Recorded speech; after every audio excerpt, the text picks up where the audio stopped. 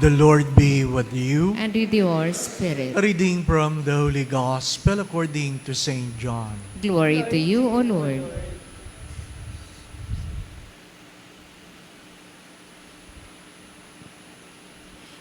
Jesus said, I am the good shepherd. A good shepherd lays down his life for the sheep. A hired man who is not a shepherd and whose sheep are not his own sees a wolf coming and leaves the sheep and runs away. And the wolf catches and scatters them. This is because he works for pay and has no concern for the sheep. I am the good shepherd, and I know mine, and mine know me. Just as the Father knows me, and I know the Father, and I will lay down my life for the sheep. I have other sheep that do not belong to this fold. These also I must lead, and they will hear my voice. And there will be one flock, one shepherd. This is why the Father loves me, because I lay down my life in order to take it up again. No one takes it from me, but I lay it down on my own. I have power to lay it down and power to take it up again. This command I have received from my Father.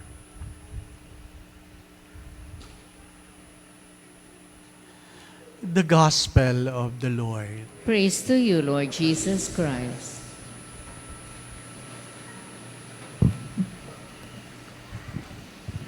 Someone came and said, Father, kilala mo ba si Father Vic? Father Vic who? And he described the priest. And sabi ko, ay bakit? Sabi niya, alam mo yun, Father, ang homily nun, palaging happy death. Palaging happy death. Ano po? Kahit anong gospel, happy death. I did not make the comment. And one time, I visited this parish without him knowing. Nagsimba ako. Hindi pa siya nagmimisa. Naintindihan ko na kung bakit palaging happy death. Sabi ko, naintindihan ko kung bakit. Bakit, Father? Yung mga nagsisimba sa kanya, matatanda na. Hinihahanda na niya. Ano po?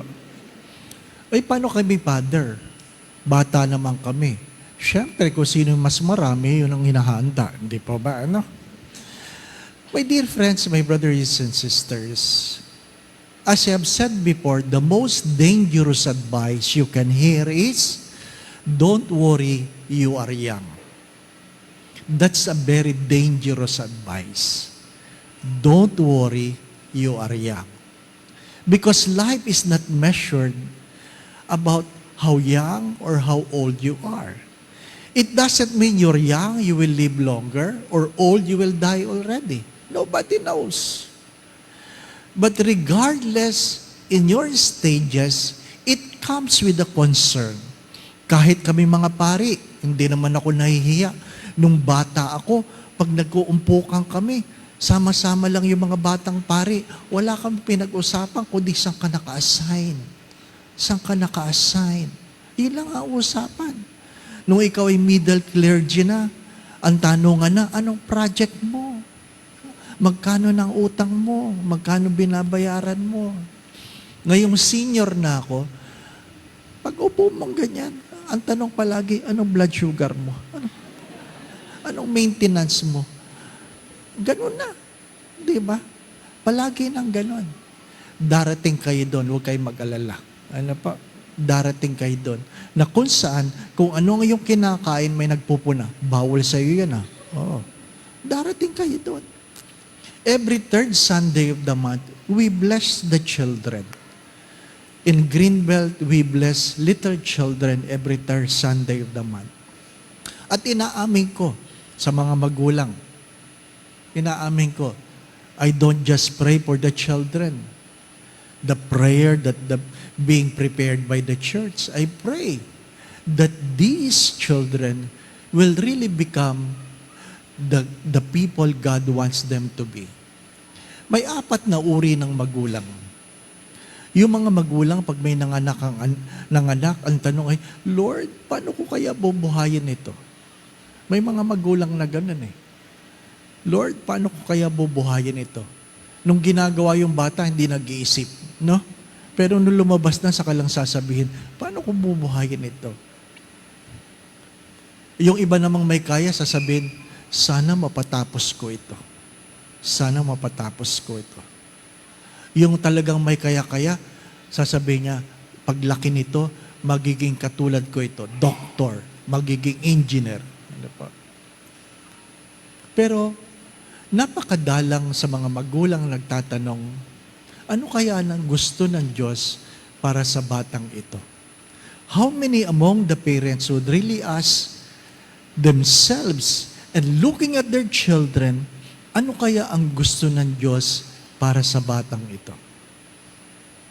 Mas madalas kung anong gusto ng magulang, yun ang ini-impose nila sa bata. Nurse ako, nurse ka. Teacher ako, teacher ka. Palaging ganon, no? Kahit hindi ka masaya sa buhay mo, ipapakain mo sa anak mo yung ayaw mo. Kasi hindi ka nagtatanong kung ano ang balak ng Diyos sa bata. My dear friends, my brothers and sisters, what is the gospel trying to tell us?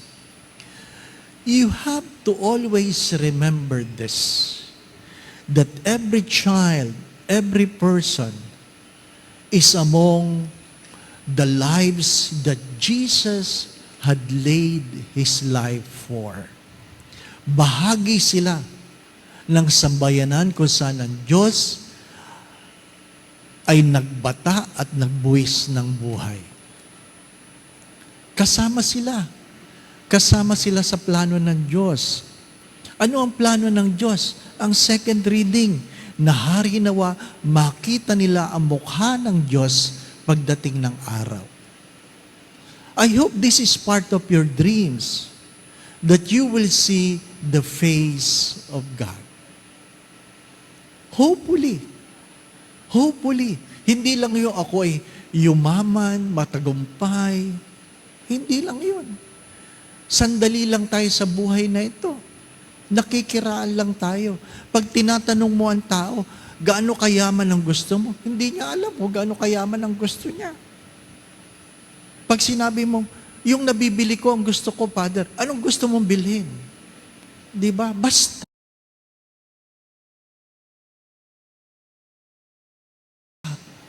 Basta.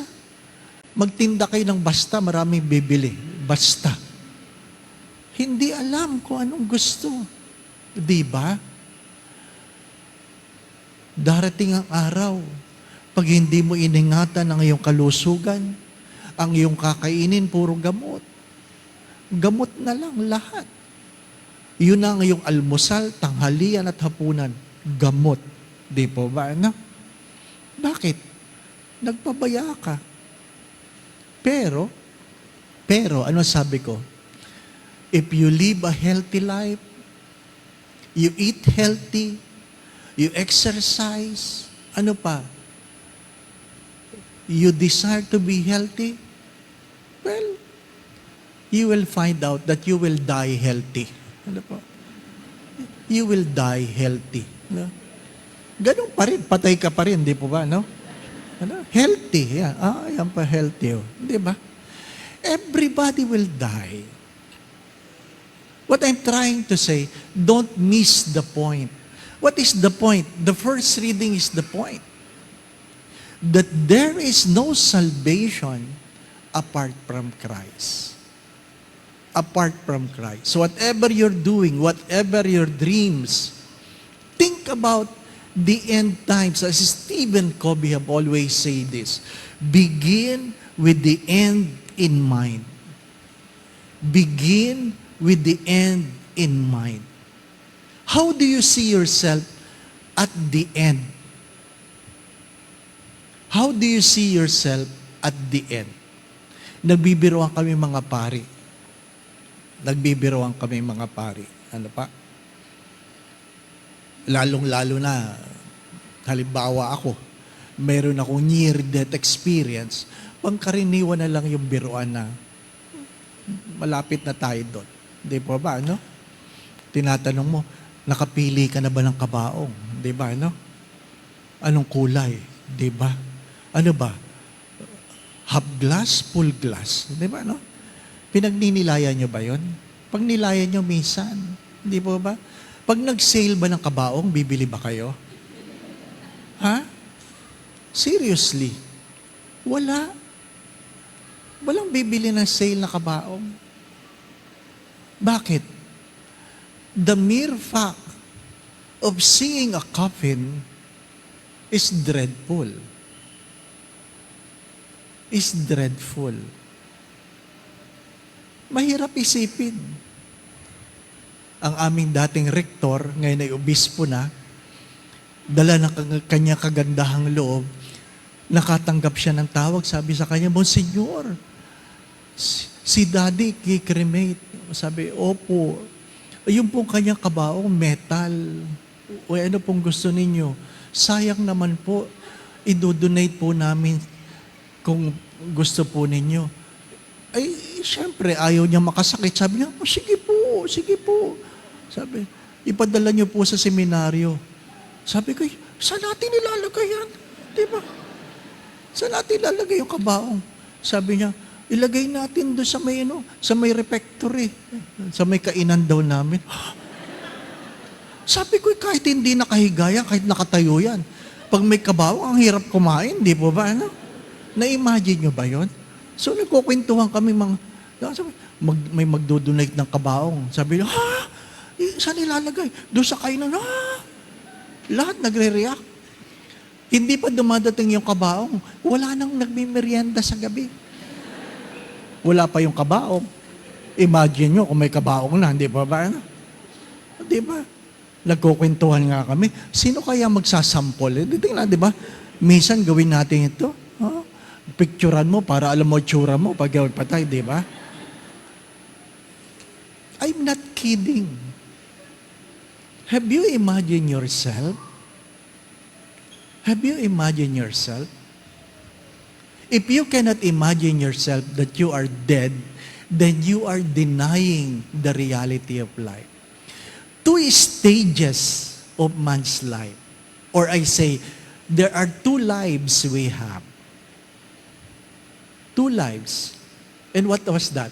The first life that you have is when you realize that you will die. The second life you will have is you begin to live your life. You only begin to live a life when you know you are not here forever. You only value your time when you realize that you will not be strong forever. That's the only way. That's the only way. The only way to eat well is to realize that you do not have the taste forever. Ano sabi ng isang pari? Habang nakakalakad ka, mamasyal ka. Hindi yung kaluluwa ka na lang sa namamasyal. Di ba? O nga, bakit nga ba, no? Mahirap yung kung kailan ka patay, saka ka namamasyal, nangangato ka ng kapit, di ba? Dinadalaw mo pa yung kamag-anak mo, di ba ba? Hindi. Habang may malakas ka, mamasyal ka. Hindi yung overtime ka ng overtime. Kinagagalit yan ng iba pag sinasabihan ko, overtime ka ng overtime. Pag namatay ka, bakit? Magluluksa bang kumpanya para sa iyo? Hello? Pakinggan niyo ako mabuti. Yung mga overtime ng overtime. Pag kayo ba'y namatay, magluluksa bang kumpanya nyo? Akala nyo lang. Ang matatanggap nyo lang, mass card. Di ba? Mabuti kung pamimisahan kayo. After 1 week, may kapalit na kayo. Don't waste your life. Live your life well. Sayang naman ang buhay na ibinigay ng Diyos para sa iyo, nawawaldasin mo lamang sa walang kahalaga-halagang bagay.